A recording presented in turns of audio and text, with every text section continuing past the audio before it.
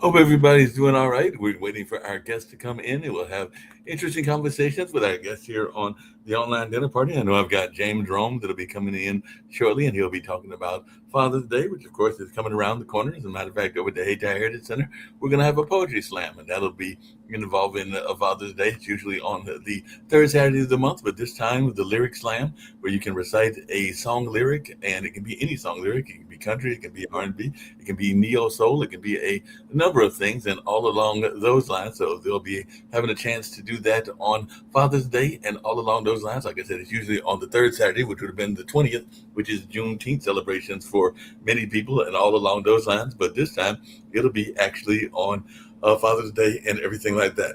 I am not a father. I am an uncle, and I am definitely involved in and was very proud to see my um, nephew graduated. He graduated from high school, Riverside High School, and all along those lines. So I was a very proud uncle watching him do that. He's now going to go get some summer job. I think he's thinking about a grocery store or something like that. And then he will go to UNCG, where he'll be studying poli sci with a concentration on law.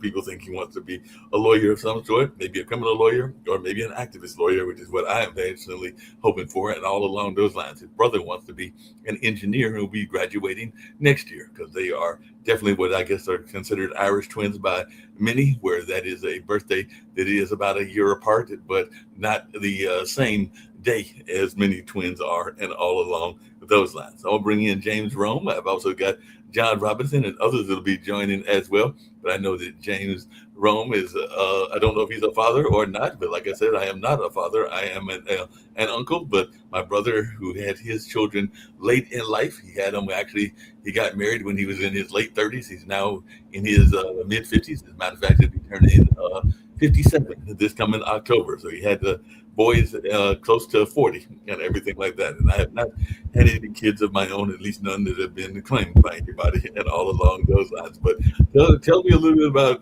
yourself and this whole notion. I was glad that Joanne was sent me some amazing guests, and you'll be an amazing guest as well, because a lot of people are very much excited about Father's Day and all along those lines. And it is coming up on this Sunday, and ironically, my dad's birthday is on that same day, because his birthday is on the 20th and everything like that. So actually, this year his birthday will be the day before Father's Day, because Father's Day will be the 21st.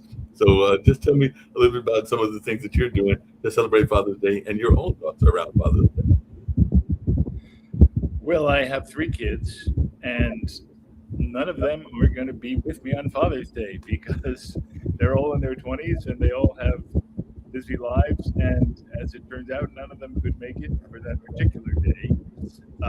We are going to get together possibly the next weekend and maybe do a hike together. That's something we like to do with the family.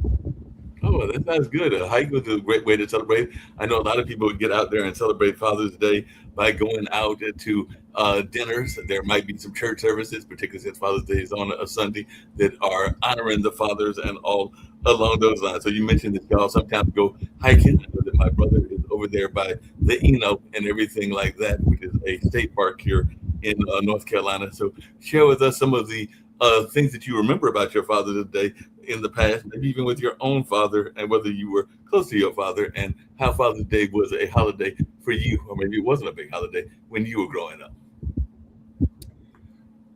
You know, I don't recall many Father's Days when I was little, but I do.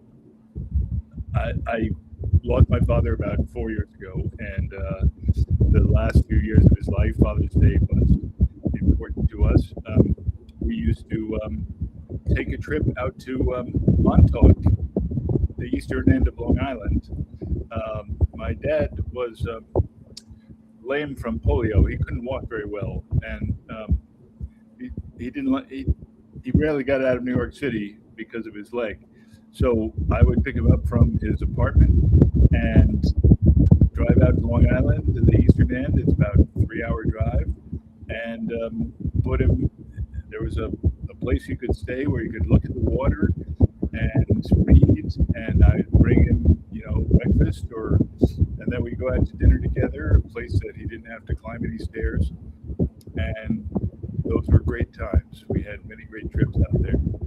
Yeah, well, you don't know this because you have you as a guest on my show and everything like that. But I lost an aunt recently. She passed away last Monday, not Monday that just passed, but the Monday before that, and everything like that. And we laid her to rest on this past Sunday and everything like that. But I know that your book talks about some of these life lessons that we learned and everything like that. Because Father's Day approaching, you're even thinking that the book could be a different kind of gift, not a guide to success, but a set of clear direct lessons about how to live. And I do know that my Aunt Vaughn, Nora Vaughn Hedgepeth, was very much involved in a lot of good hobbies. She was a jigsaw puzzle person. She taught high school and when she was a teacher, and then she definitely was into gardening and had some other hobbies as well. She was definitely a person. In fact, when the pandemic happened, she designed a COVID mask for me and all along those lines. And she had 6 kids of her own, one that died shortly after giving birth to one of her children, because I think Aunt Vaughn had like 26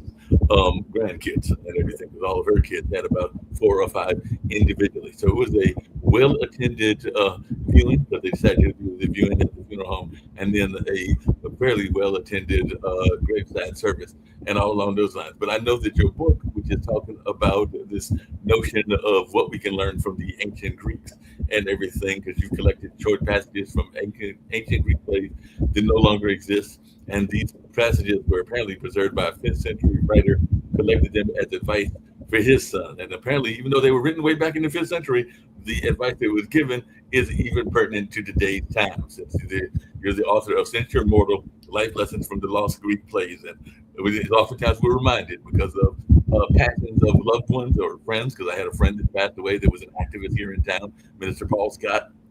As a matter of fact, I think his memorial service will be this coming Saturday on the 20th and everything like that. But we oftentimes wish that we could live to be, at least make the century mark, the 100 club that the TV stations love to honor the weatherman and everything like that. And some of us are even dreaming, because I used to joke even on this show, that I would love to make it to 200. But then you think about the friends and acquaintances that you've lost and who would be there with you if you were fortunate enough to make it to 200. Because 2 weeks from today, I'll be turning 64. So I do know that mortality is a very real thing. So I just wanted your reason for writing the books and some of the lessons that you learned. So these are quotable quotes from Greek drama, from tragedy and comedy. And as you say, they're from the lost Greek plays. So these are plays from which we only have these very few quotations, and I've taken the very best of them for this volume. These quotes were preserved by a man in the 5th century AD, a father who was trying to give his son a guide to life, show him how to live a good life, how to find happiness. And he thought the best way to do that was to look back to the text of the classical Greeks about 1,000 years before his time. So he was already 1,000 years past the time when these plays were written, the late Roman Empire, you might call it. And thanks to him, these few quotes were preserved. Then the plays died out. They perished. The last copies deteriorated and were never recopied. So these are the quotes we have from them. And it makes a nice Father's Day gift. It's kind of a reverse Father's Day gift, because it's a father talking to his son. Usually we go the other way around on Father's Day. But it also, I might say, it's a very good graduation present, because it's about finding your way through life. The advice a parent would give to a child in the 5th century AD, but on themes that we still deal with today. How to look at questions of money, how to look at friendship, how to look at politics, how to look at virtue, all the things that a young person is figuring out as they make their way through life. Let me close this before I bring in one of my other guests, John Robinson, J. Rob, and everything, and he's definitely in the arts world and everything like that. What are some of the things that have surprised you when you looked at these life lessons? Like I said, it was the 5th century. We're now in the 21st century, so we're talking 16th century ago and everything like that. But you mentioned that some are things that are now a lot of division around politics. There's a lot of division about people trying to make sure that they are living a virtuous life and all along those lines. But what are some of the things that surprised you as you were finding these lost texts and everything like that that you were not expecting? Is that directed towards me? Yeah, directed toward you. Oh, I'm sorry. Yeah. Well, what surprises me time after time, and I've been teaching Greek literature for 40 years now, is just how timeless these ideas are. The concerns that people had 3 millennia ago are still with us today, and human nature doesn't change that much over time. It's really a wonderful thing to have that realization. Yeah, that makes a lot of sense. John, I'm glad you're here. Jay Robin, I know that you're the founder of Bod Boxing and everything like that, which is here in our area, in the triangle, if I remember correctly. But share a little bit about what's going on. Are you a father? Like I said, I am an uncle, don't have any kids of my own, but are you a father? And if so, what are you going to be doing for Father's Day? And how important is it for our young people to be thinking about their physical health as well? Because I know that's part of what Bod Boxing is all about. But share a little bit about what you're doing in your world and how you're handling your development. And if you have young ones, what advice are you giving them? Well, first of all, thank you for having me on the show.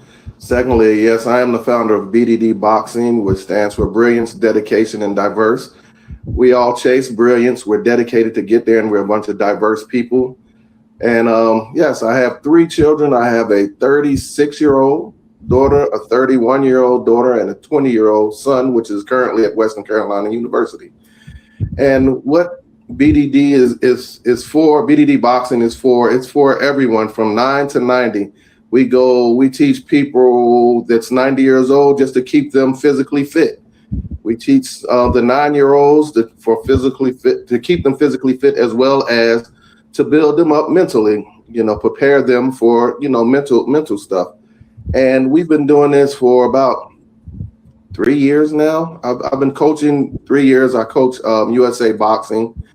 And for Father's Day, I'm just blessed to see. I'll be blessed to see another's Father's Day. So I raise my children. I plant seeds in my children and watch them grow. And I work also at a recreation center. So I just like planting seeds to the youth and tell them that they can do whatever they want to do, but they have to sit there and apply themselves.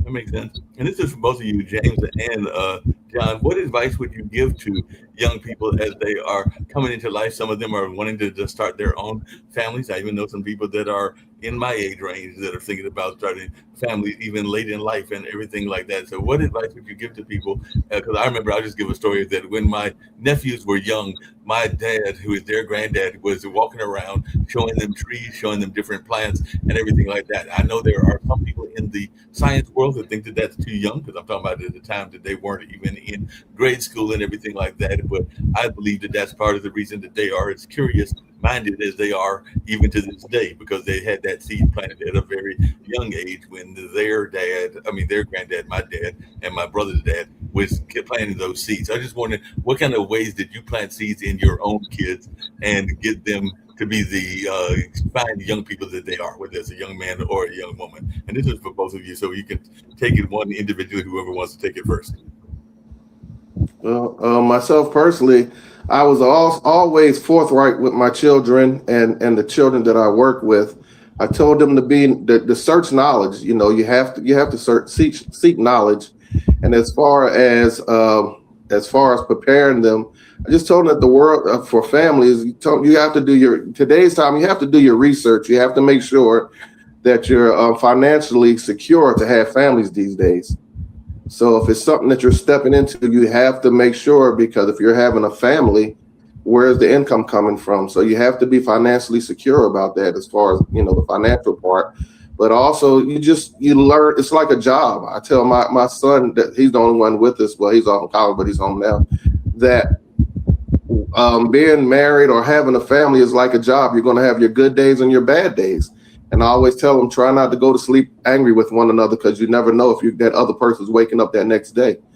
So you gotta be financially responsible. You have to make sure that you're still planting seeds, and you have to just love on one another. but it starts with that financial stability, especially when you're young. You go out there, they don't understand what it's like to really raise a family. I'm 57, so I have 3 beautiful children, but in the first one, it's you're learning. So you're learning when there's no rule book to having a family. There's no book that you can pick up and read and learn from it. So I tell them it's a growing experience, but you got to start with love, and you have to make sure that you're financially ready if you're having a family. That makes sense. What about yourself, James? What advice have you given to your own children, and what advice have you gotten from the book of these people that were on the planet some 16 centuries ago? Well, to start with the book, the book is actually not, it doesn't have like a single point of view, because the quotes are taken from a number of plays, some tragedies, some comedies, some light, some serious.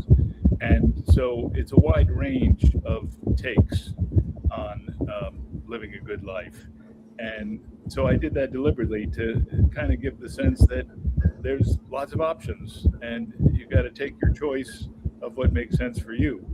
I think that's what the original author, the father in the 5th century AD, meant when he compiled these quotes, some of which contradict each other. I didn't give my kids lots of advice. I think more important than advice to me was giving them experience, taking them, on summer trips, driving up to Maine and going to a little island in Maine, and teaching them to fish for mackerel up there, and dig for clams, and things that broaden their horizons. I really think that's helped them develop into the kids that they are, the people that they are.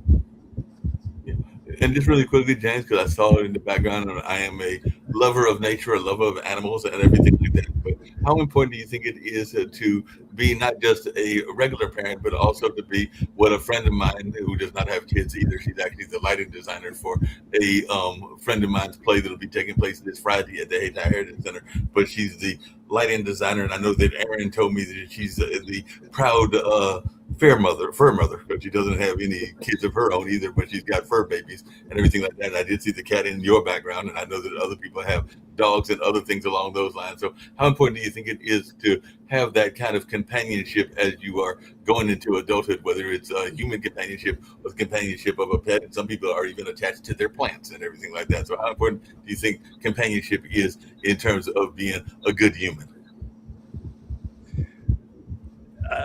Cats are wonderful companions, and also, mine is a little restless right now. And we also have chickens. We also have chickens that we take care of, and at various times we've had fish, rabbits. I guess that's about it. And so, bringing up kids and teaching them to take care of pets is a great thing. Oh, come on. We just got home yesterday from a week away, so he's all over me because he missed me so much. No, I understand. And pets are like babies and children. They oftentimes, if they've not seen you, they will miss you and everything like that. John, do you have any pets and everything? And because I know that there are people that, even those that are in the physical fitness world, that are attached to their dogs. I know some people that have got everything. My brother has got Bastion, one of those big dogs, and I know some of those people that have pit bulls and even German shepherds. So I'm thinking that you might be a dog owner, but you might also be a cat owner, for all I know, or some other pets. But our pets are an important part of your life as well. They are. I have a Morkie, and I got him last Father's Day because my miniature Schnauzer passed away. So they got me a Morkie, and I get picked at constantly because I'm a big guy and I walk around with a toy dog. So yes, I'm originally a cat lover. I love cats, but dogs are creeping up in there. I love cats because they have their own personalities. If you call a dog, more than likely a dog's going to come. If you call a cat, the cat's going to look at you and like, I might not come right now, but I might get over there later. That is very true. How important, because I know that we just... If I could add, when my kids were little, we used to do foster care for broods of kittens, and local animal shelter would let us take in a mother cat and like 5 or 6 kittens that needed to be socialized in order to be adopted out. So we'd keep them for just 2 or 3 weeks, and the kids were just all over that. And sometimes, because these are stray cats, sometimes the kittens had problems. A couple of them died on us, and the kids had to deal with that. And that was a great lesson for them as well, that not everything works out. It's a dicey thing, but I thought those were important experiences. They're very important experiences. I know that the dog that my brother has, it actually just got diagnosed with cancer and everything like that. But as I was seeing him at his eldest son's graduation, it does seem like even though he's got cancer, the cancer isn't spreading. At least it's not spreading right now. So it looks like the dog is doing well as you can do when you're being diagnosed with cancer. But I was glad to hear from my brother that it wasn't spreading, at least not at this point, and everything like that. So it sounds like he could be in good shape for a while. Hey, John, just really quickly on another topic, and it's part of those life lessons learned. How important do you think it is? Because I know during the pandemic, a lot of us got very sedentary. I know that I was guilty of that, and I know that I was guilty to this day of going out for DoorDash and everything like that. But how important do you think it is for us to be thinking about our physical health? Like I said, in 2 weeks, I'll be turning 64, and I've even thought about getting back into the gym. There's a gym in our apartment complex and doing some weight training, and I do have some friends, including a couple of folks that own boxing rings here in the Durham area. Inner City Boxing is somebody that I know,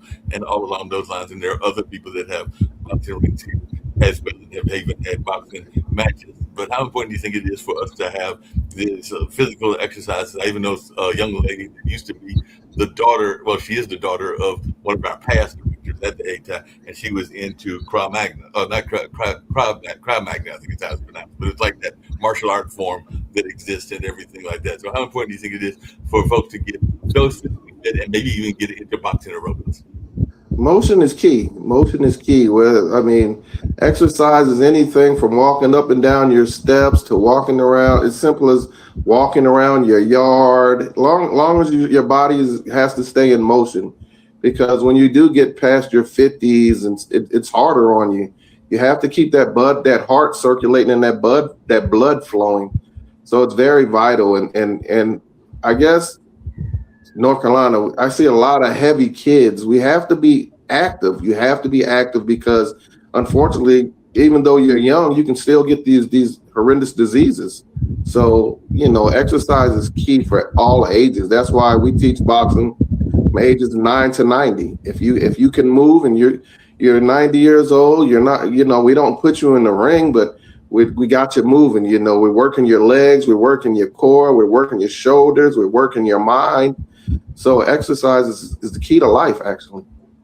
How important is exercise? And did any of these ancient Greek folks talk about, because I know Aristotle was definitely about the exercise of the mind, but he's also about the exercise, and I know that was at a later time and everything, of the body as well. Many of those ancient Greek philosophers wanted us to be having an alignment, both spiritual alignment, whatever that spirituality is, as well as the physical, the mental, and the emotional, and everything like that. But I just wondered, what were some of the quotes that you saw about alignment, and how did you do that yourself? Like I said, I've got friends that are very much going on fishing trips, James, and all along those lines. So I do have friends that are using it sometimes, and that can be more physically exerting than people think. Some people think you're just sitting there casting and all along those lines, but it can be more physically exerting than some people give it credit for. And definitely hiking is very physically exerting. But just what are some of the ways that you keep yourself fit, and what are some of the things that you saw in the book that were about alignment, particularly as we think about physical, emotional, mental, and the other ways we can align ourselves?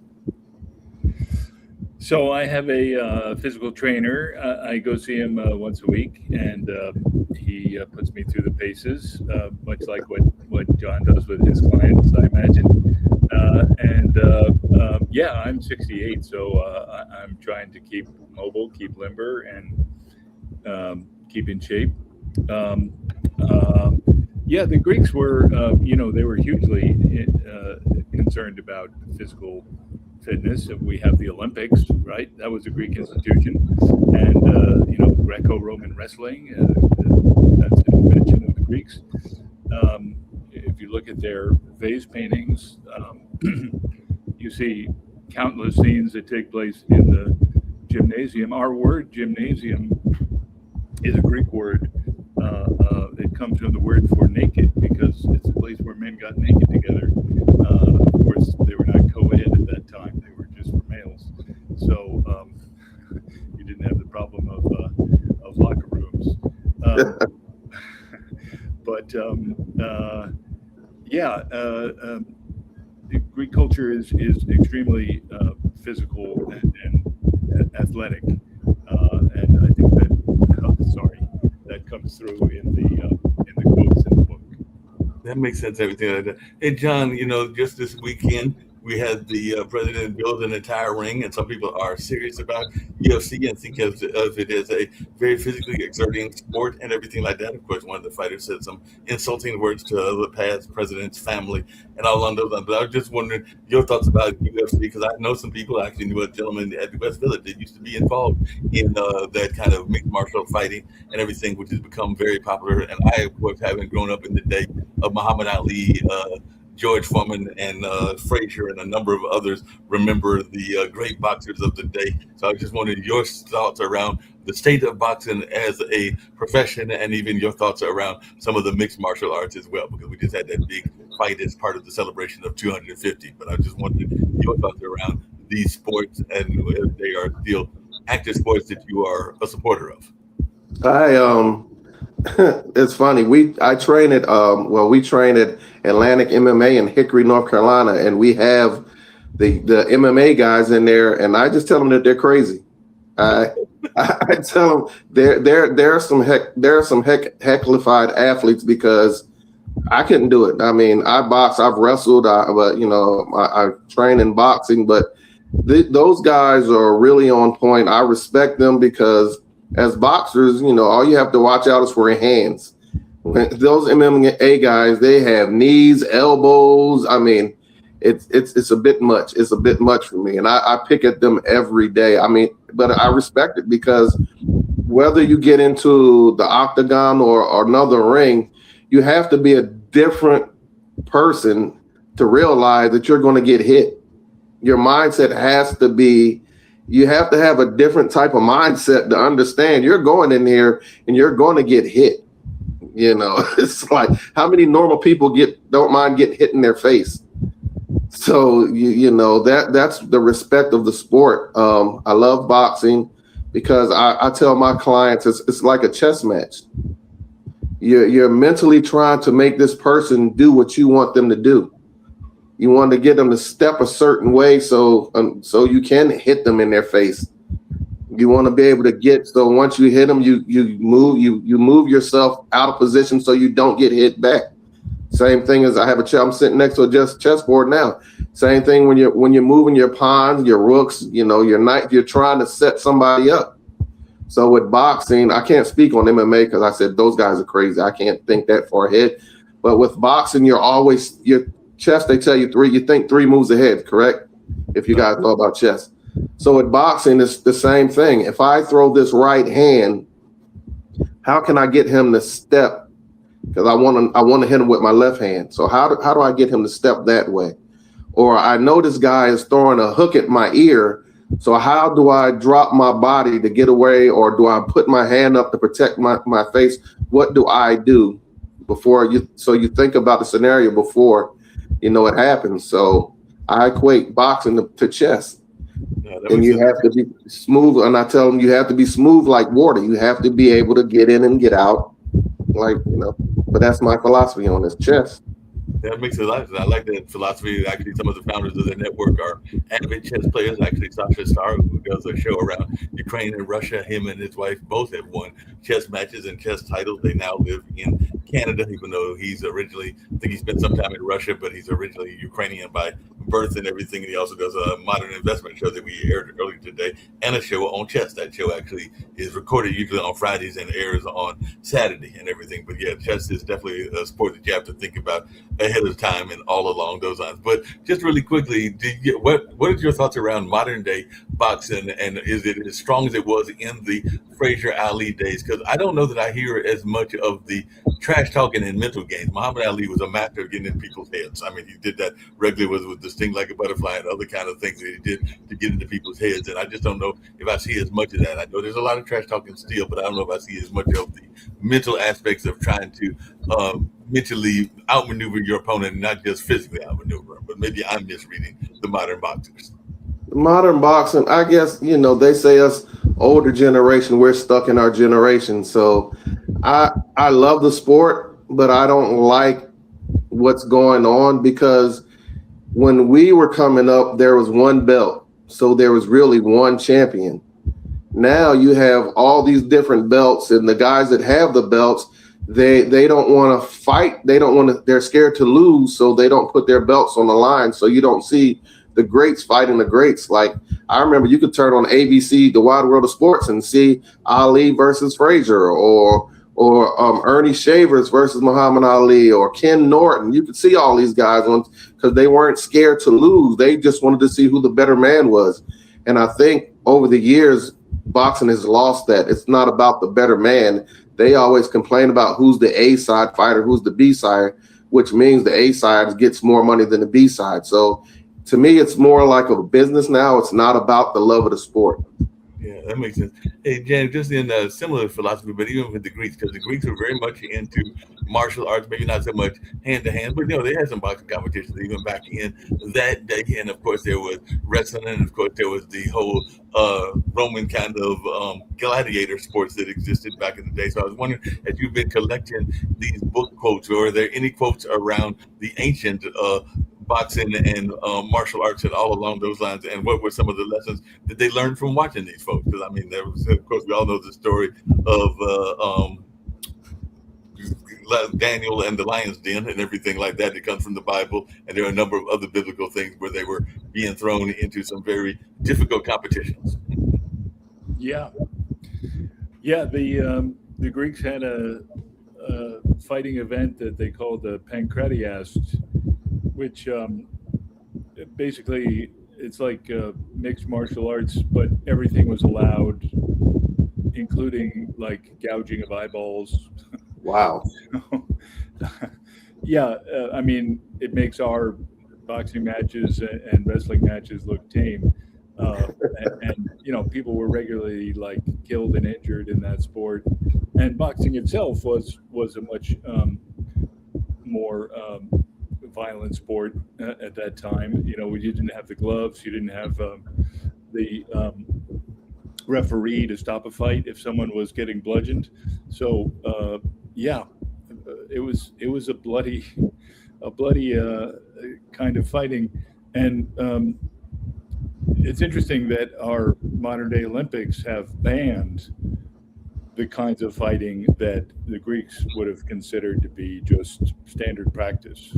So that just shows how standards have changed over 2,500 years. Yeah, the standards have definitely changed and everything like that.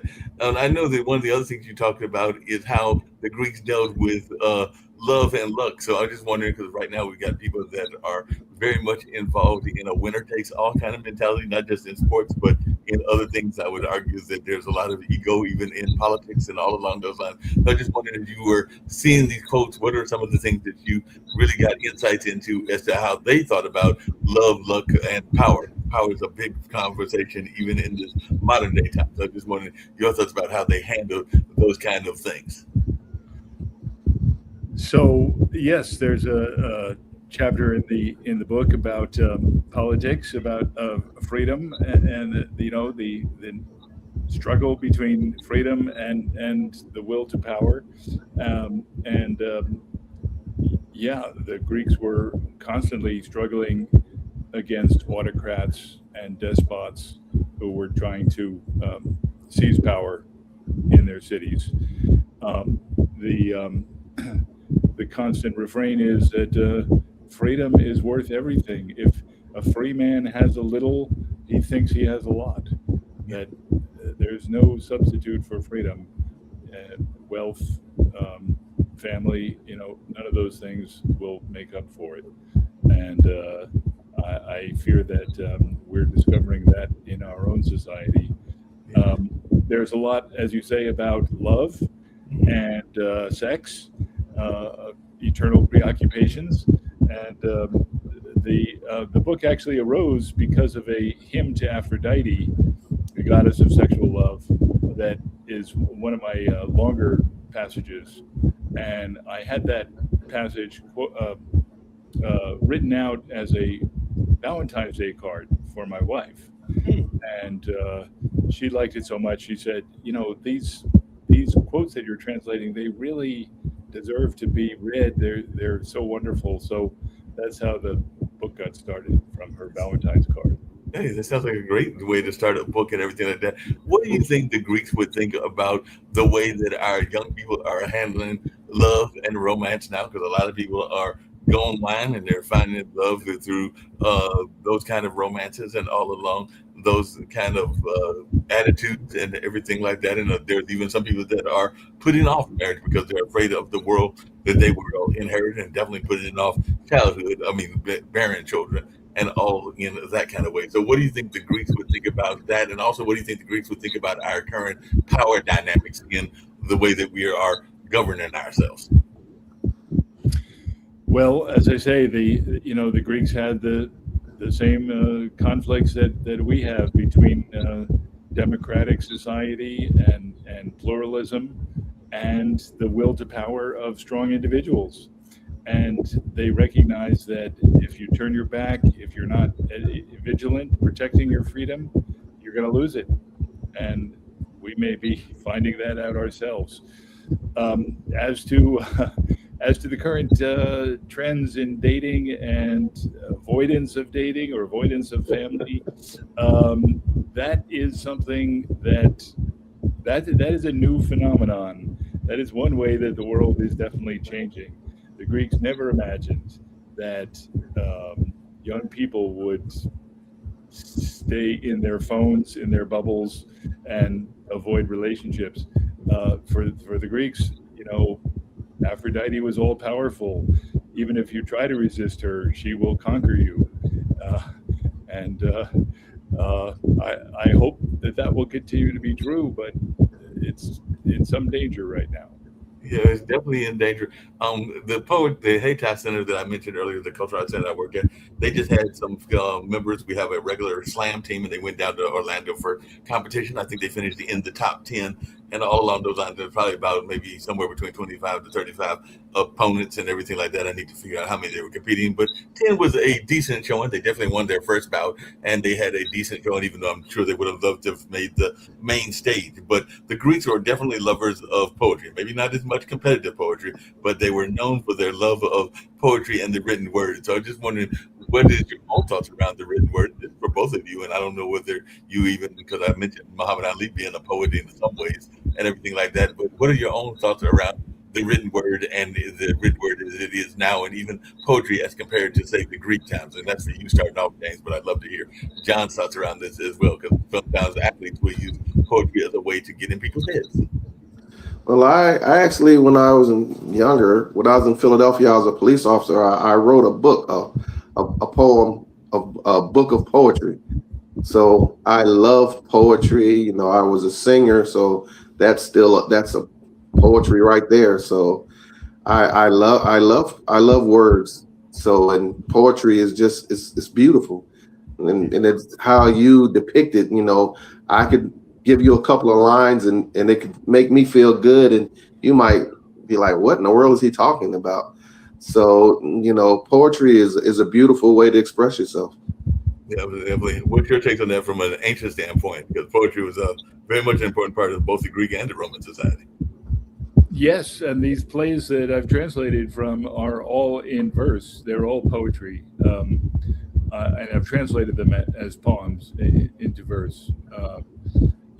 Drama was entirely in verse right through Greece, Rome, the Middle Ages. Only in modern times has it been written in prose.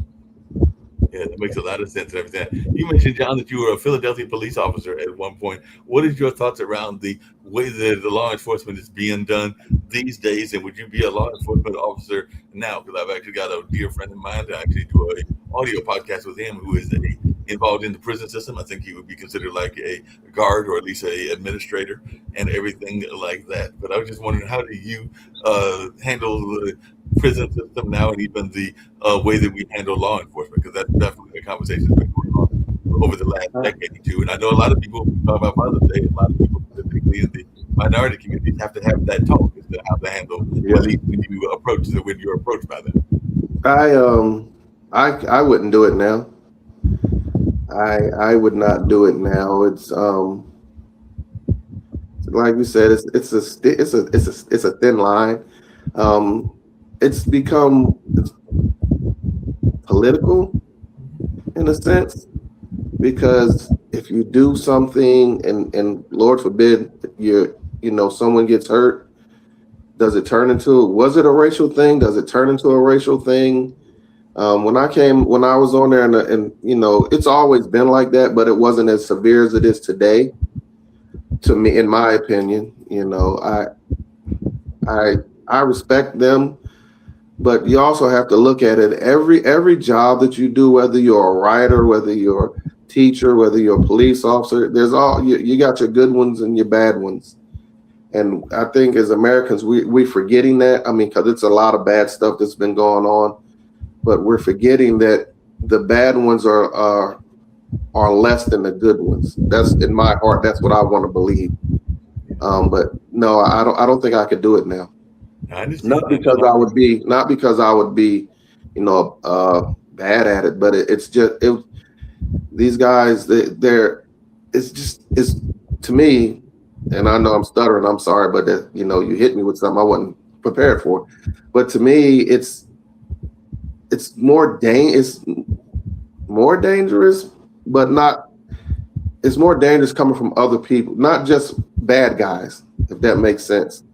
It's unexplainable to me, but I couldn't do it now because I have to worry about now I have to worry about the politicians. I have to worry about the criminals, and it's just too much. You put a badge on there, you go out there, every time you walk out that door, you want to come back the same way you left. And even now you could come back the same way you left, but now you got this big lawsuit over your head. Right. And then you have people trying to entice you to just get a lawsuit.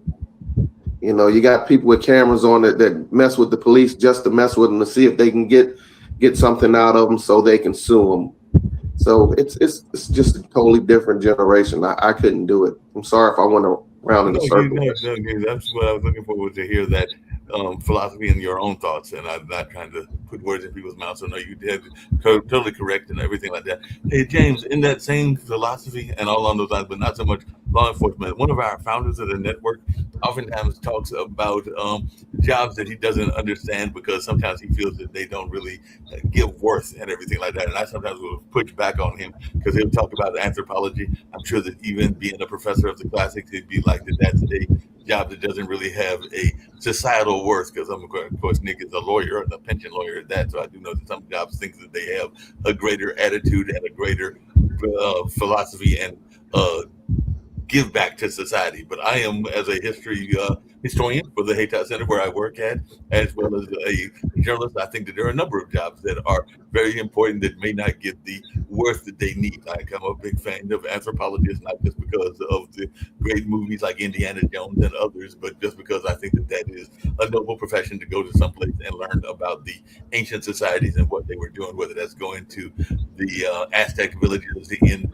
Peru, I guess that was the Inca villages in Peru, but some of the Latin American villages, or whether it's going to Egypt and a number of other places. But you do have some folks that are having this hierarchy of jobs. So I just wondered, did you ever get any pushback from your own family or from folks when you were deciding to be a professor of classics at Bard College? Because I know Bard College does have a great reputation, just like Marquette does, which is my university, of being a liberal arts college. But I just wondered, when you tell people that you're a professor of classics and that you did not decide to go become a doctor or a lawyer or a police officer, do you ever get any pushback, because sometimes even on this show there'll be people on the network that'll be like, I don't understand that job and I don't think that it brings any value to society. But I personally think that they are wrong. But I'm just wondering your thoughts and whether you got any personal pushback. My father sat me down after I graduated college and told me that I should go to law school.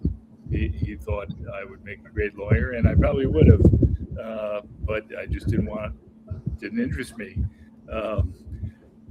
Yeah, the question I usually get is, so what do you do with that? Or your students, what do they go on to do with that?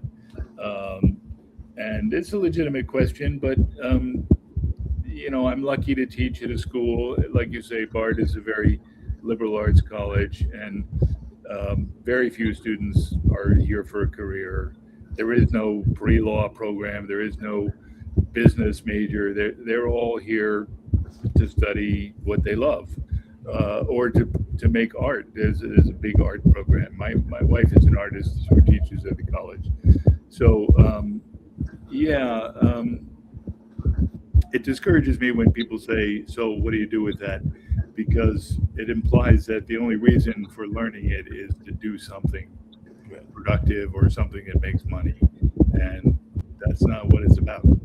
Yeah, I agree, and everything like that. What do you say? Because it's something that we talk about on this show quite often about the imposter syndrome. Because both of y'all seem to be very confident gentlemen, and I know that even in my own life, I sometimes have not gone for jobs, including a job that just recently got filled, because I would have those inner conversations with myself about the reasons that I didn't need to go with them and everything. I mentioned that I am an uncle and not in the married state. I know both of you have significant others, and all along those lines, I know even in my relationship conversations, I talk myself out of more than I probably could have and everything like that. And then I found out that they've gotten engaged or gotten married, those that I might have been interested in. So sometimes I have to have that conversation with myself as well. So how do y'all deal with some people who call the imposter syndrome, or that whole notion of not having a strong belief in yourself? So how do y'all deal with that? Because both of you seem to be confident in your own individual ways. So how do you deal with that whole notion of the imposter syndrome and being confident in yourself? Well, I tell my kids and anybody that wants to listen, if you don't believe in yourself, how can you get other people to believe in you? So my confidence comes. I mean, it was built up. I was in the Marine Corps.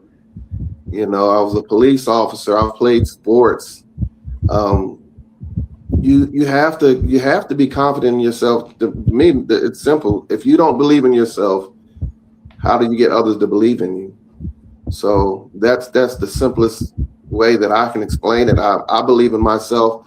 I am my own product. If I'm if I'm selling you something and I got my head down and I'm stuttering and I don't want to look you in your eyes and I'm not exuding any type of confidence, and then how can I get you to, buy what I'm selling you? And that's when I mean selling, I'm talking about as far as selling, or even just talking to you about life. How can I get you to believe me if I don't look like I believe in what I'm saying? That makes sense. What about yourself, James? How do you deal with it? Because you look like you're very confident. You've probably been all your confidence in all your life, even when your father was telling you not to go into this particular profession and everything like that. So how do you deal with that whole notion of the imposter syndrome? I mean, John said it beautifully. I can't do much better than that. In my field, there's a huge huge importance put on expertise, on knowing everything there is to know about a certain subject. And I think for me, it's been important to be able to say, well, I just don't know. I don't know everything about Greek culture, but part of what makes this so rich, what makes this field so rich, is that I'm always finding stuff out. Yeah. So, every project I've done, I've been learning more than I have been teaching. And I think the best teachers are the ones that are learning as they go. Yeah, that makes sense. I know one of the other things that the Excuse me, network. may I speak to that? I'm sorry, I didn't mean to cut you off. No, go ahead. That's beautiful right there, because a confident person is a person that can say that they don't know everything. That's right. So, I like that, because those that aren't confident, they're gonna, if they don't know, they're gonna try to work their way around the answer to act like they know it. So confidence is key to everything. No, and I like that, Jim. That's very true. People will try to talk their way into an answer if they don't have the actual answer and everything like that. But that's something that more people need to do is actually just admit that they don't know the answer. Because even to myself, and I consider myself to be a pretty decent expert on some of the things around Black Wall Street and the history of the Haytide district, not just Black Wall Street in Durham, North Carolina, but in other ones as well. But I'm oftentimes learning. Like I just learned recently about Mr. Duke, the founder of Duke University, going up to New York to get some Jewish individuals to work the tobacco and the textile plants. But that was something that a historian author pointed out to me that I did not know. And so I'm always learning new things. So I think that we are constantly learning. As long as we're on the planet, we are learning in that space. But one of the things that the network... You know the story about Socrates, about how Socrates got started as a philosopher? No, tell me. Because the Oracle of Delphi, the voice of Apollo, said that he was the smartest man, and he was like, "What? How can that be? That's not possible." And so he went around Athens trying to find someone who was smarter than him. And every time he asked someone a question, the answers didn't make any sense. He finally realized he was the smartest because he knew that he didn't know, whereas everyone else thought they knew but didn't. Hey, I like that story. That's a good story. I like that. One of the things what I'm going to get to is one of the things that the network has founded, and part of the reason that Nick and Kim founded it, Nick being a pension attorney, Kim being an engineer by trade, is that they thought that there were things in school that weren't being taught that they should be taught. And one of the things they talked about is fiscal literacy. And I know that that's been something that has burned a lot of athletes because they have a notion of having skills, whether that's sports skills, but not always having fiscal skills. We all know the story of the athlete that gets that big contract and then goes and buys every car and house that they can for their mother, their aunt, and any other relative that wants to come and approach them. And it's not just them, because a friend of mine that has since passed was a blues artist, and we would oftentimes talk about show business and how there's a reason that it's called the show business, because we oftentimes know the show part, but the business part, not as much. So I just wondered, for both of you, at what point did you realize that you needed to have a financial awareness, and how did you go about getting that financial awareness? One thing they would like to see taught in schools is even how to do budgets and everything like that. And so you've got a business. I'll start with you now, but I want to hear from James as well. But you got your own boxing studio. So at what point did you realize that you had to have the fiscal aspect of what's going on as well? I've also had I have an entertainment company. So with me, unfortunately, I come from a single parent home, and my mother was too busy working to teach me financial literacy. So unfortunately, I had to, learn it on my own. When I was in school, they taught you how to write a checkbook and showed you how to, if people don't know what checkbooks are these days, but showed you how to write your balance in a checkbook, but they didn't show you how to really deal with your money. So with me, unfortunately, it just took over time. My son, he's in nursing right now and in college. He's going to the junior year. But I encourage him to take, some financial literacy classes, because it's paramount. If you want to be successful, you have to know what you're doing. Again, I and a bunch of my friends, we weren't taught, because our parents were too busy trying to provide for us. So they didn't, their financial literacy was, all right, long as I make enough money to put food on the table and buy clothes.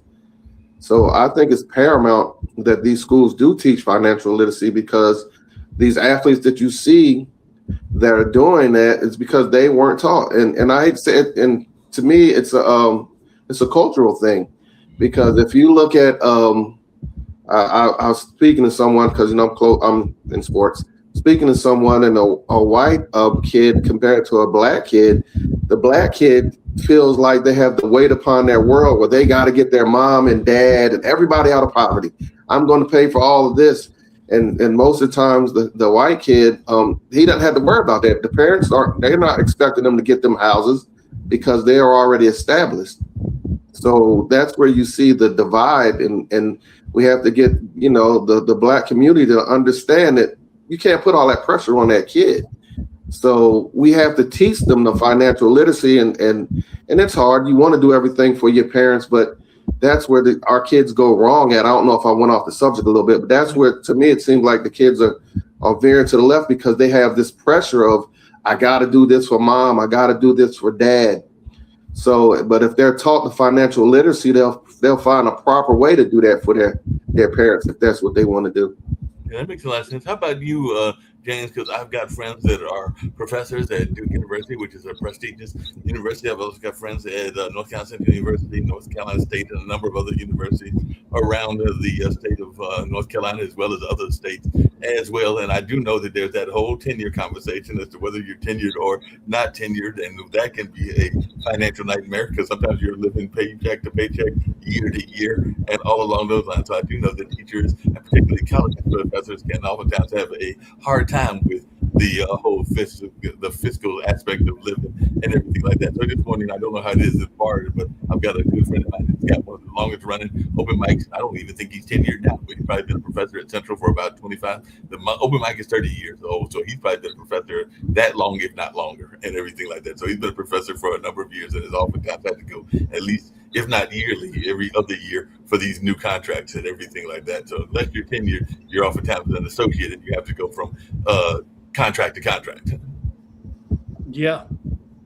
No, it's a very difficult field to get tenure. I was turned down for tenure when I was 37 and had a kid on the way, and I was terrified, and spent 3 years in temporary year-to-year employment, and then had a second kid during that time, and I'm very grateful things worked out.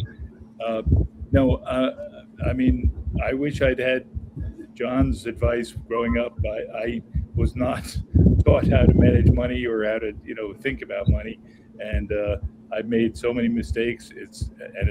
Probably I'm still making them, but fortunately, in my field, a certain amount of money is just put aside for me automatically, and thank God for that. If I'd had to manage it myself, I would have made a total mess of it. So it makes a lot of sense. You're going to wrap up in another 10 to 15 minutes and all on those lines. I don't want to hold y'all up too long and everything like that. But there are a couple of questions I was going to get to. And one of them is the individual cities. So I'll start with you. You're there in Maine. What is something about Maine that people would be surprised to learn and everything like that? Because I do know that it is a smaller area. My cousins that I just mentioned earlier that lost their mom, they spent part of their life living in Delaware. As a matter of fact, one of their her friends came down because they were both ministers and everything like that. And just talk about some of the life that they learned. So that like Maine, Delaware is another small state and everything, but I know it's got great fishing areas and it's got other things that people oftentimes associate with Maine, but it doesn't have like a major sports team that I'm aware of and everything like that. So what is something about Maine that attracted you to Maine, and what would you say about Maine is a part of its richness? Because we all have richness, people like North Carolina, because of the various climates. We got everything from the mountains to the beaches and everything like that. But what is it about Maine that drew you to Maine other than Bard College? James? So I've been to many places, and Maine is really one of the most beautiful. The Rocky Coast and the seawater there is so clean and clear, and I don't know, it's just and the weather is just fabulous at this time of year. So we used to go to Maine. I think I mentioned we used to go to Maine with our kids.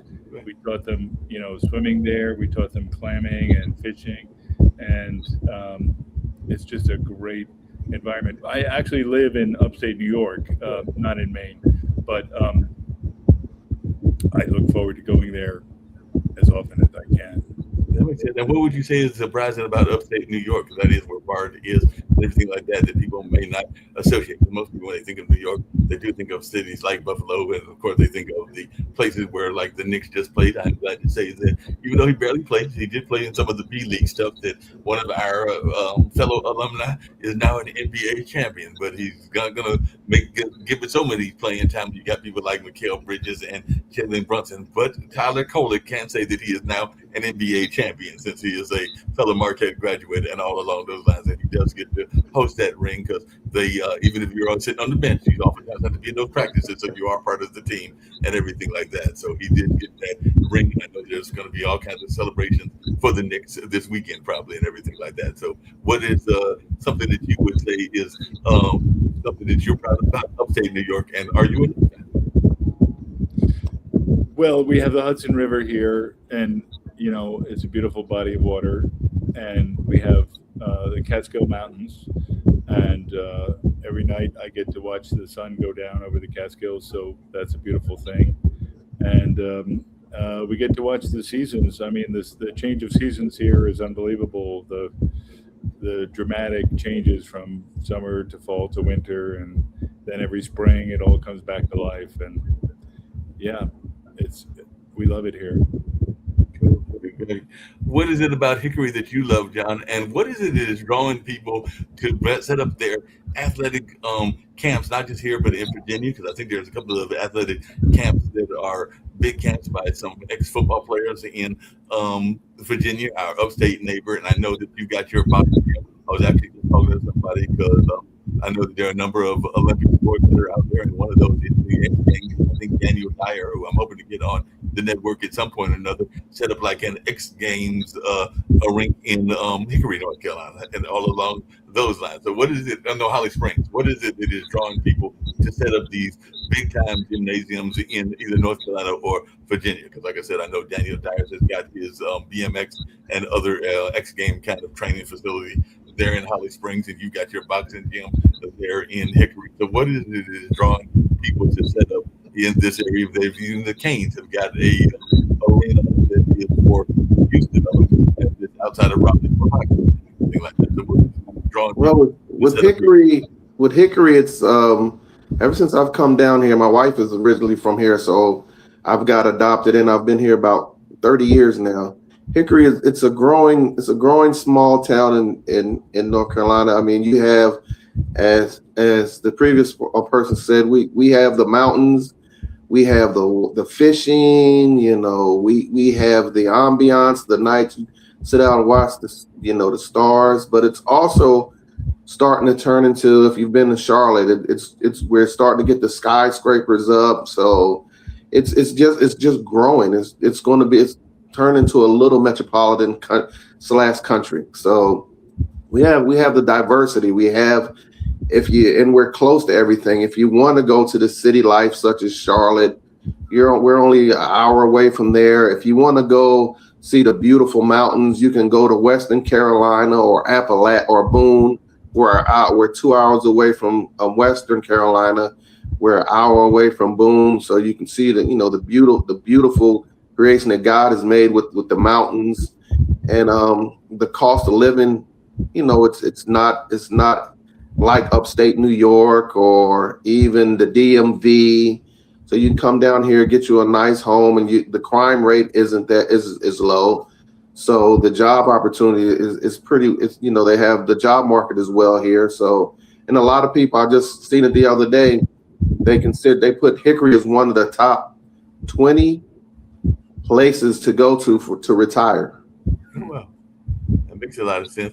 What would you tell people that are thinking about, and this is for you, John, that are thinking they want to go into either, because I've done some of this events as well. I'm an event planner, and I've definitely done the Road to the Apollo and other things as well. But for somebody that is young, that thinking they want to get into either sports promotion or event promotions, because you are also an event promoter as well, what advice would you give them, and what would you tell them that they need to know? Because I'm oftentimes surprised that a friend of mine actually used to do it, and he was the rental coordinator for the Carolina Theater. That's my good friend Ray Pascal, and he used to say that everybody's a promoter until it's time to cut the check, which means that they have these great ideas and these grandiose ideas, but they don't have a business plan or any aspect of what they're getting into. Because if you try to rent the facility, you're going to have to pay some money. You got to put down a down payment of some sort or another, even if you're going to try. I know in the case of like boxing promoters, because I do know Mr. Massey, I believe is his last name, that's a boxing promoter here. You've got to sometimes even rent the ring. You may have your own ring and everything like that, but those are not cheap, because I know a gentleman here that has rings that he will rent, and they are not cheap to rent if you want to rent them. But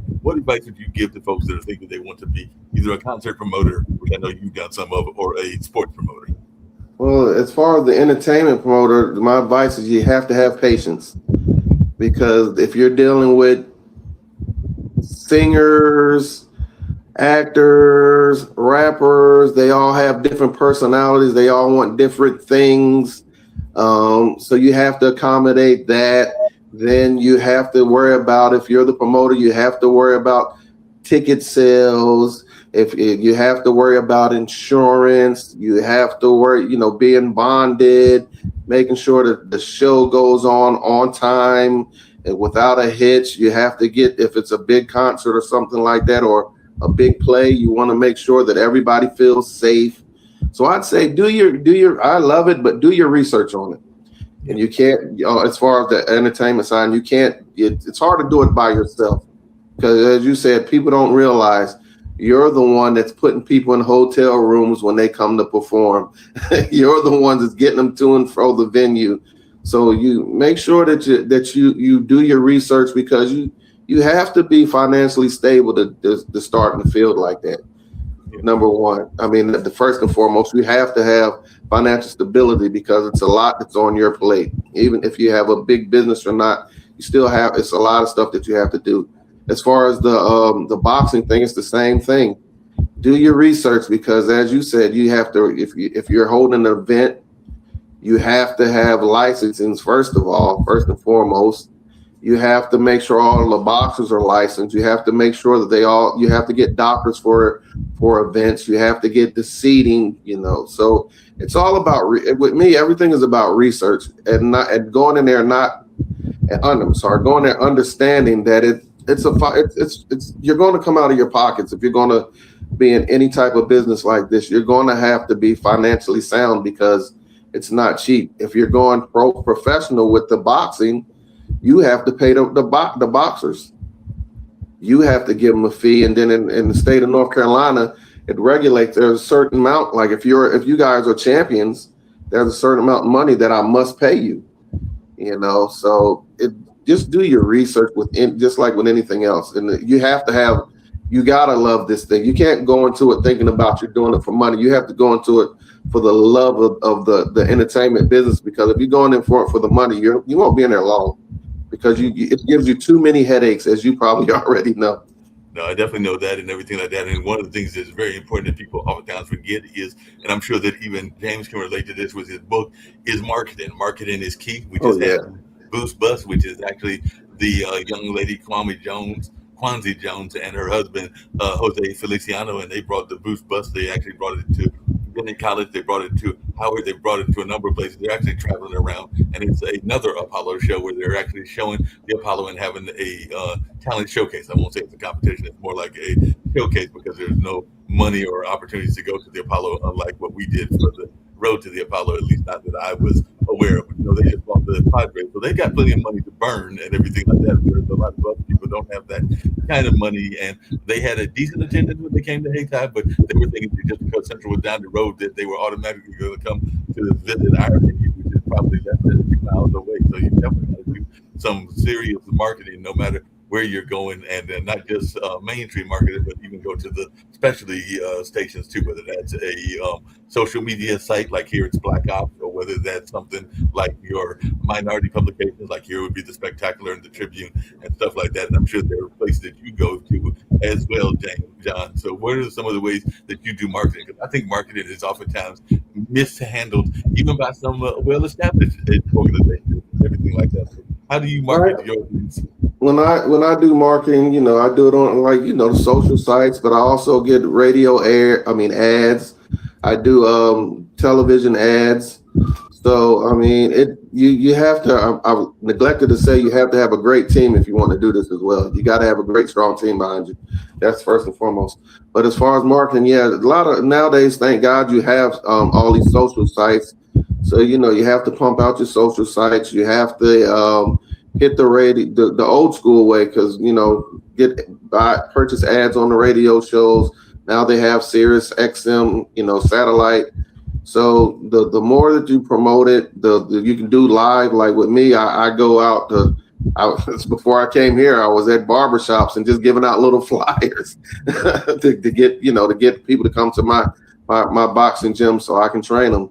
But we do TV ads, we do radio ads, we do satellite ads, and we do stuff on Facebook. We have a YouTube channel that we're building now, and Instagram. That makes sense. How do you market, James? Because you've got this book. I'm sure there might have been other books, but marketing is going to be important. I mean, these are life lessons that we're taught from the ancients, but I know you want as many people to read the book as possible because even though it was a long time ago that this book, these philosophies came out there, as you just said, are important even to our modern times and everything like that. So, how do you get your own marketing done? Shows like this. And I should say that I have to make this my last comment because I have to sign off. But podcasts and web conversations like this one. And if anyone wants to look at my other books, I have a website, jamesrom.com, and everything that I published is on there. Just really quickly, it's something I get everybody doing. This will be my last question for you. I know you got to go and everything like that, but I get folks to answer 2 questions, and I'm gonna get John to answer the same questions. But can you tell me quickly, as quickly as you can, James, what is something that people don't know about you that they would be surprised to know about you? And also, I love getting my guests to give a message of positivity. So whatever your message of positivity would be, because this is a global network, Pod TV is. So sharing your message of positivity and maybe an interest or a hobby you have that other people would be surprised at. Like I had an ex-girlfriend that tried to get me skydiving. I'm sorry, I'm not trying to follow the plane. I'll take a plane to go from point A to point B, but I'm not trying to skydive. So I'm not doing skydiving, but there are other things that I might try to do. Like I thought about whitewater rafting, which some people would say is just as dangerous, but I just felt that it might not be as dangerous as falling out of a plane. Well, I'm a passionate fisherman, and my positive message is the last quote that I translated for the book. There is one true love potion, a kindly heart. I like that. So with that, I'll say goodnight, and thank you so much. Appreciate you. You were a great guest and everything like that. So I appreciate it. Hey, John, just really quickly, and we're going to wrap up with you as well. Share how people can reach you, how they can get in touch with you, and even maybe in your case, some interest in hobbies that you may have that people may not know. You mentioned being an ex-policeman and also being a boxer yourself and everything like that. But what's a hobby that you have that people might be surprised about? Like I know my younger brother, and I only have one brother, is a co-president of the Slingshot Club, which that's those 3-wheelers. They've done some great work and everything like that. They've done some fundraisers around MS, some fundraisers I think around breast cancer, and even during the holidays like Thanksgiving, have given food to those that are in need and everything like that. So that would be one of his interests. I sometimes get into word games and everything like that. Like I might play Wordle, and I definitely will play Jeopardy on my phone, and there are a couple of other things. And I love the old TV drama. So if later on today, I'll probably have my TV on, and it'll be showing things like Law and Order or Criminal Mind or a number of the other old TV shows and everything like that. So that's some of my interest. There are others as well, but definitely that's something that comes to my mind off the top of my head. My interests are, I'm like you. I love watching. They have this thing called Get Television. Yes. So I watch, all the old, I can't think of them, like the old police shows and westerns, the Rockford Files, stuff like that. Something you said that people wouldn't know. Okay, I've had my own television show. I've had my own FM radio show, and I'm shy. I'm an introvert. I don't. When I was on FM radio, when we do live on site location shows, when the microphone would go off, I would go sit in the corner by myself. Not because I was arrogant or anything. Because I'm a people person, but I'm not a people person. I have two personalities. You have John Robinson, then you have J Rob. So I switch it from John Robinson to J Rob. No, that makes sense because it makes a lot of sense because even to this day, even when I'm going to festivals, I sometimes even get butterflies to this day, but I do get on and once I hit the stage and everything like that. So yeah, even though I've been doing this for decades, I still get those nerves. I think anybody gets nerves. If they don't tell you that they get nerves, they're probably not telling you the truth and everything like that. But yeah, I definitely will sometimes even be nervous the day of, but as soon as I hit the stage, they're like you, I am on, at least for that moment. Now I might have critique of myself afterwards where I said something wrong or wish I had said this or that about whoever I was introducing, or might have misintroduced them in terms of not reading the bio correctly, and I might critique myself and maybe even overly critique myself. Like I was mentioning to y'all earlier, I laid my aunt to rest not that long ago, like this past Sunday, and everything like that. And one of the things is I get around by mass transit, and as my aunt was getting me to the service at the funeral home and also to the graveside service and everything like that, she asked what I wanted to watch on TV. And so I wound up watching a classic show, and I think all the members of the show have passed. But I'm going to tell you, J. Rob, Golden Girls, even to this day, is still hilarious because they were My wife loves Golden Girls. She loves it. Golden Girls, because there was some serious sexual innuendos and other thing going on. I'm going like, this movie was made back in or TV show back in the 80s or 90s. I think it was the 80s. And I'm going like, the 80s. Get out there bold in some of the things y'all were saying and all along those lines. But yeah, it's not a show that I usually watch. I'm usually watching the police dramas and maybe some other things like Cold Case. But I did watch about 3 of those episodes, and I was cracking up. I'm not gonna lie about it. We need a good laugh. We need a good laugh. We do need a good laugh and everything like that. How important do you think laughter is, particularly in this particular day and age that we're in? Because it seems like I got a lot of people that are being overly serious in the world. I'm not saying that seriousness isn't important, but how much is laughter important to you? It's very important. And laughter, it rejuvenates your soul to get a good laugh out. So laughter is highly important to me. It's also healthy for you. It burns calories when you're laughing. I mean, it's everything. You have to laugh, and you even have to laugh at yourself. Yes.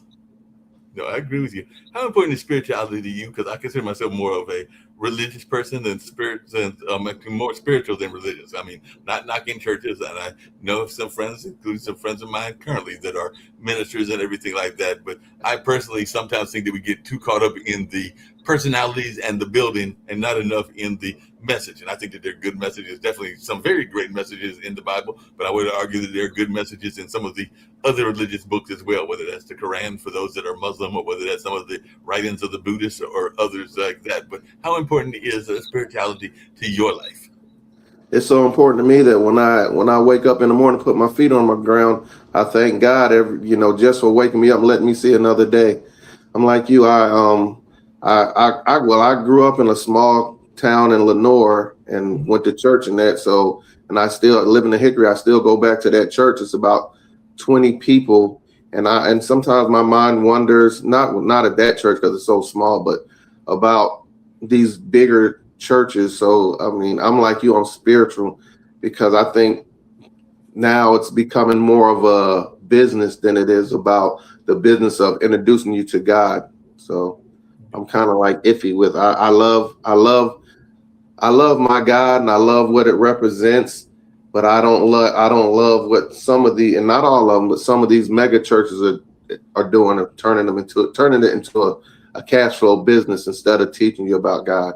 No, I agree with you on that, because one of my things that I worry about is that even here in Durham, there are people that are homeless. I got friends in California that know people that are homeless. They're definitely homeless in Atlanta and a number of other places. And it always scares me, and I feel that it's a shame. I'm just going to put it bluntly. When I see people that are sleeping on church steps, when I know that the church could open the door and let them in and maybe have some security. Because, I mean, I understand that they might be scared for their safety or the safety for some of the people that are at the church. But I just think that churches could be doing a lot more in terms of helping people, particularly when we're having these difficult economic times that we're having and everything like that. So I just wish that churches would do more. I'm glad that there are some churches, because my aunt goes regularly. She might not go this week because she's going to go see her great grand down in Charlotte and everything like that possibly, but she'll go and get some food, and she may even bring food to me. And it's so from places like Cal Temple or Emmanuel, I think, is the other church that she gets it from. So I'm glad that churches are making food available, but I do wish that some of these churches would do a greater job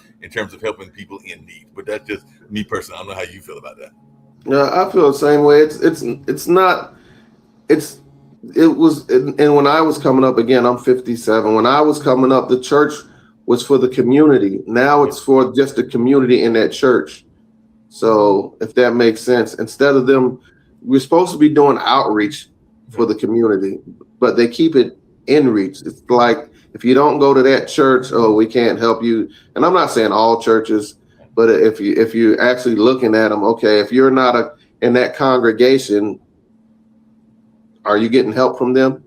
Like you said, the people sleeping on the streets. What are you doing to help those people?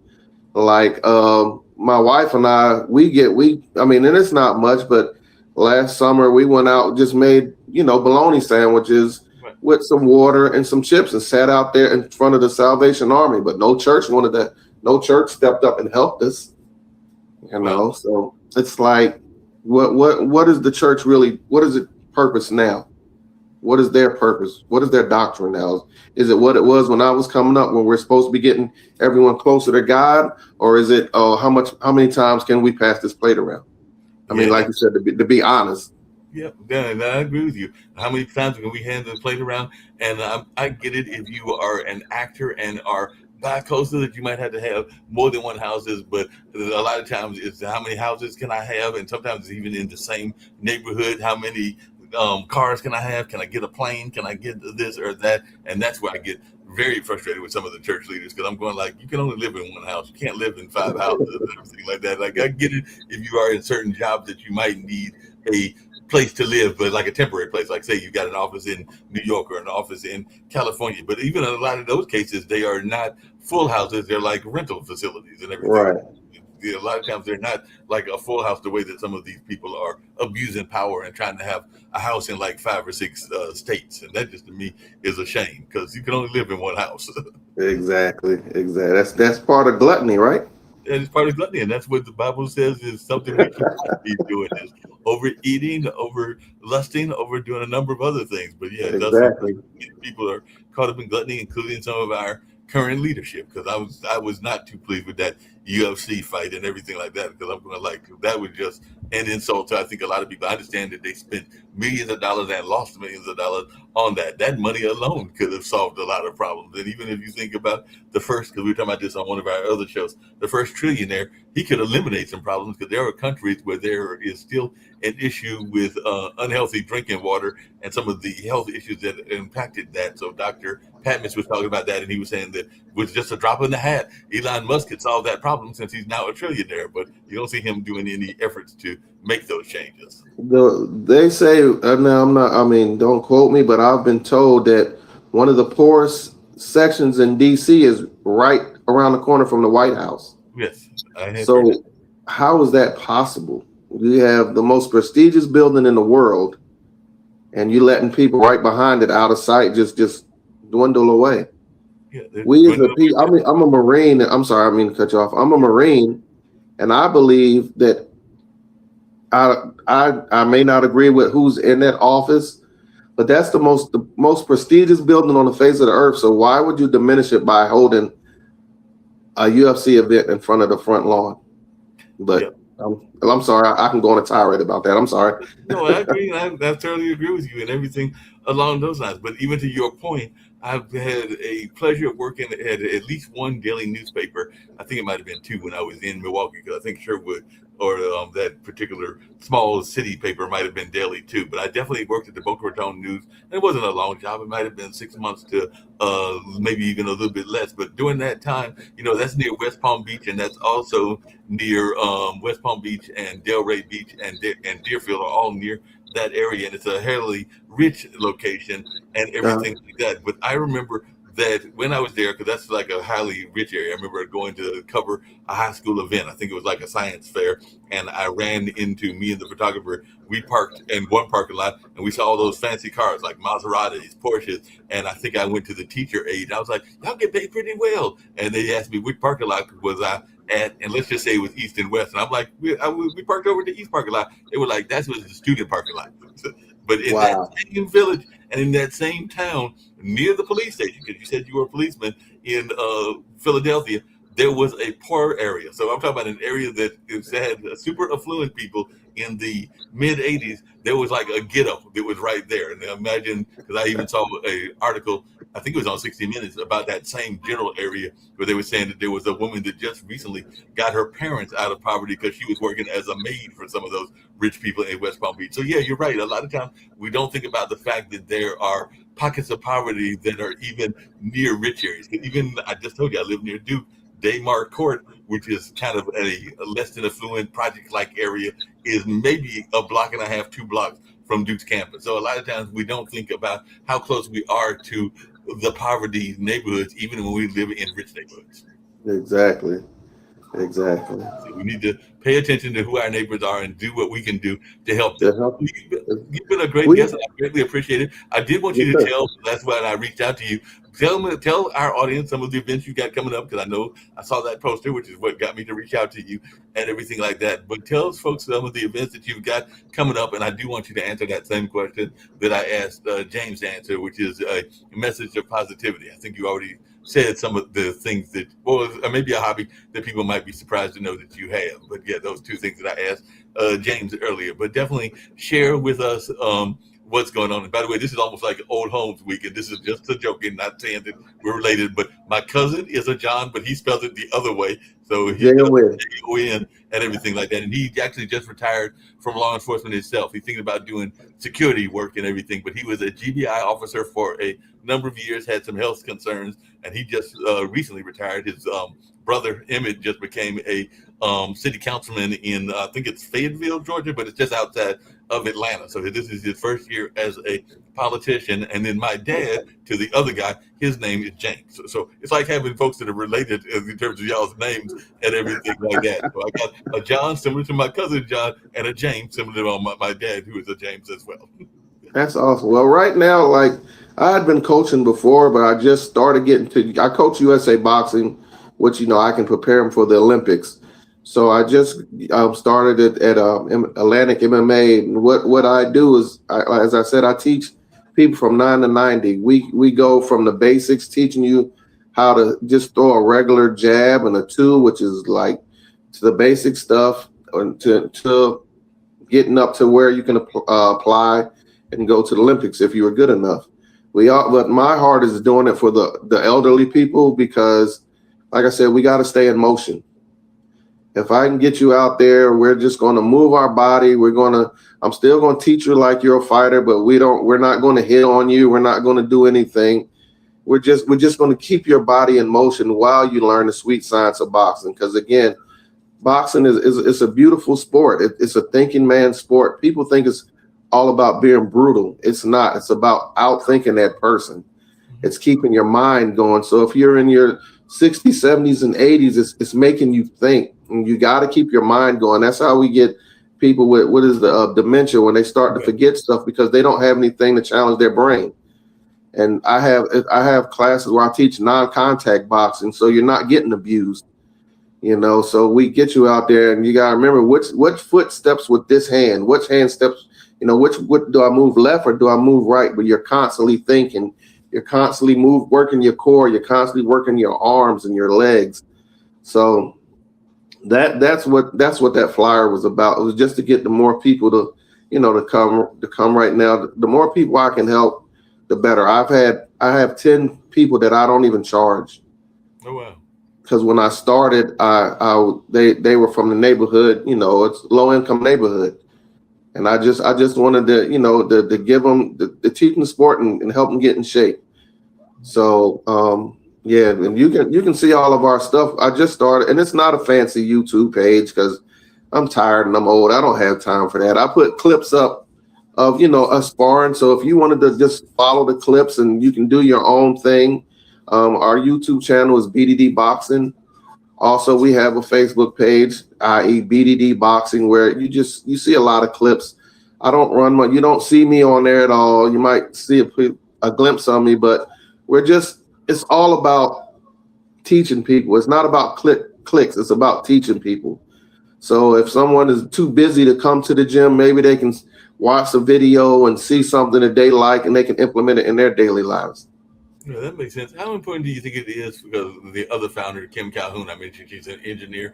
She also found something because apparently, I think it's not Holly Springs, but it's one of those smaller towns, is known, I think High Point is known for having a lot of police support of women that have been through domestic violence and everything like that. So how many women do you have that are learning? Because she patented an invention that helps people be monitored and everything if they have been abusive to our women population. But I was just wondering, how important do you think it is for women to learn some sort of self-defense, whether it's boxing, whether it's Krav Maga, whether it's jiu-jitsu, whether it's a number of other things? But how important do you think it is for women to learn these sports? And is your wife or maybe even your daughter, I think you said you had one daughter, into these as well? So how important do you think it is for women to be involved in self-defense? In this day and time, it's vitally important. I have two beautiful daughters and a wife. It's vitally important because this to society. I mean, today's world, times is different. So even and not to train to be a UFC champion or a boxing champion, but they're trained to protect yourself. Right. To know our training keeps. It's like when I was in the military. You get rounds shot over your head. You're training not to get nervous when it happens, to keep your calm. So it's the same thing. If you learn some kind of self-defense, it's teaching you to stay calm during the adversity that you're going through. So people don't understand. If you can keep your head during a time of crisis, you can most time figure it out what the crisis is. Yeah. If that makes sense. So it's pretty much it's basically teaching you to stay calm in an adverse situation. If someone is, I was just telling somebody the other day, if someone is throwing punches, if I'm a street fighter and you're a boxer, most street fighters throw punches, they throw looping punches at you, like, they're trying to knock your head off. If you've been trained, you can just stand there and block like this all day until they get tired, then you can beat them up. Yep, that makes a lot of sense. Yeah, but you just got to be patient and have the confidence to know that you can do it. So I just try to build confidence in people. Let them know that that you can do whatever you put your mind to. No, that makes a lot of sense and everything like that. I'm glad you answered that because I know a lot of women are thinking about even taking boxing classes. There's a women-owned gym that's here in Durham. As a matter of fact, I've invited them to be on the show, and I need to reach back out to them. But I think they've been open less than a year because I found them doing a cultural art event, and they're in the downtown area here in Durham and everything like that because they had me doing one of those exercises to see how many knee bends I could do, and actually surprised myself because I think I wound up doing like 25 or 30 and was surprised at thinking I could only do 5. So I actually managed to do more than I was expecting. And I think that they were even pleasantly surprised because I know I put on some weight and probably need to lose some weight, but I pleasantly surprised myself in doing those knee bends in the downtown area. I think that was about 3 months ago. But as we get ready to wrap up and everything like that, if you could answer those last questions, which is your message of positivity and also anything that you want to share that we haven't covered, including that message of positivity and things that you might want to share that are on your mind. Okay. Look, before we go, I just want to say, if anyone decides to go to a boxing gym, make sure you pick the right gym. You see a lot of times on these videos, people going in there and knocking each other's heads off. That's not what boxing is about. That's not what sparring is about. If you go into a gym and you see that right away, you should just turn around because they're just trying to take your money. If you're going in there, if you say you're going to spar, sparring is learning. It's not boxing. Boxing and sparring are two different things. So I just want anyone that's watching to be careful the gyms you go into. If you're trying to learn, you're not trying to go in there to get your head knocked off. So I wanted to throw that out there. No. And my inspiration, I always tell people that if you can believe it, you can achieve it. Mm-hmm. I deal with kids a lot. Always believe in yourself. Put something. If they, a lot of people they have the little vision boards. If it's something that you want to accomplish, first of all, you have to believe it yourself. You can get it. It might not happen when you want it to happen, but you got to stay steadfast because the day that you give up, that next day could be the day that you got your success. Yep, that's right. You got to be steadfast and everything along those lines. How much? Because I know a young lady, she was trying to do it for a exhibition event, but it wasn't like a real match and everything like that. But she was trying to get like a 10 by 10 boxing ring, and I think she approached the people about renting it, including Mr. Rich and everything like that. And I think they were going to charge her something in the neighborhood of multiple thousands of dollars, and she really was just trying to do it because she's also an airless. She's been on our show before, so she was really trying to do it as like a event that was going to feature like some circus type of atmosphere, kind of like a strongest man, strongest woman kind of competition, Okay. but it wasn't going to be a real boxing match. So they didn't need the 20 by 20 standard ring, which I think is the standard size. They were just looking like for a 10 by 10 and everything like that. And I don't think there are that many in the state of North Carolina. I know that there's one gentleman, Massey, that I think has it in his place. You probably got one in your place, but in terms of those that are able to be transported, like I know that this gentleman that I was talking about, Chris is his first name. I can't remember. I said Rich, but that don't sound right, and everything like that. But he's got one that he can take to an armory, but it's a standard ring, and I think it might have been, I won't say somewhere in that $7,500 range, but that might even be more expensive than it was. It might have only been $2,500, but it was definitely outside their budget and everything like that because they were just trying to look for standard stuff. And then my friend Ray had said, "Well, just get some regular ropes and make it look like a ring." And since it's not really a fight, you just kind of do it as a theatrical piece. It wasn't really a fight. It was more of a Right. thing. So he was just suggesting that they just get like some ropes and make it look like a ring since it's not an actual fight and everything like that. So I actually got to get in touch with the young lady Jo Rose and see if that's something that she had considered. But do you ever have rings that you rent out, and if so, do they ever go outside of Hickory, or do you just have the ring that you have in your studio there in Hickory? We just have the ring that we have here, but there are places where you can rent some for about between $1,500 and $2,000. Okay. They just have to go online. I can't think of the name right now and do their due diligence. But if you put rental boxing rings near me, yeah, they have one outside of the guy I spoke to the other day is stationed near Raleigh, I think. But they'll bring the ring to you with the seats and the boxing gloves and the headgear if you need it. Okay, so they'll bring you the whole thing and everything like that, because that's something people forget is that you do have to have the correct precautions as well, because people have to have those boxing gloves that aren't the gloves having to be a certain weight, and definitely I remember the headgear. A lot of times we don't see boxers in the modern day, except for the Olympic boxers, using the headgear because the professional boxers don't use headgear. But I do know that the amateurs are using headgear on a regular basis, and you don't want to mess up your brain and everything. You mentioned the doctors earlier and everything like that. So how much does it cost to do it? Because I know golfing can be an expensive sport, but how much would, between the gym membership and the boxing membership, if you're going to a boxing gym, and the equipment that you might need for a boxing, how expensive of a hobby, or if it's a hobby or a profession, is boxing? It's really not that. I mean, it depends on, it depends on where you go and who do you go to. But it's the number one investment would be your headgear, which you can get one for like $65, a good headgear, your boxing gloves, your shoes, your mouthpiece, and your groin protection if you're a male. So all together, you might spend for all that. If you want just modest stuff, you could spend about $200. Okay. And then as far as your memberships, it depends. It depends on the gym you go to. It depends, the location of the gym. Some of them aren't in influential neighborhoods, so they may be cheaper than ones that are in influential neighborhoods. So me personally, I do monthly sessions, or I do single day sessions. So it depends on the person that you get with, and it depends on, because a lot of times we're going to base it on where we're based out of. Okay. So that makes a lot of sense.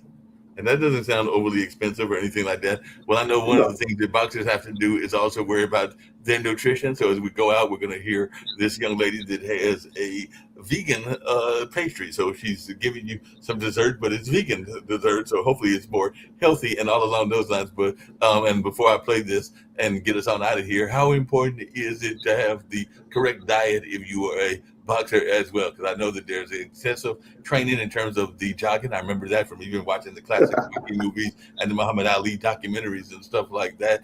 But to having the weight, the diets that you have to have, because I know that as you get ready for a fight, they put you on a more strict diet than they might during the off time and everything like that. Well, the dieting is, if it depends on how serious you're trying to take it.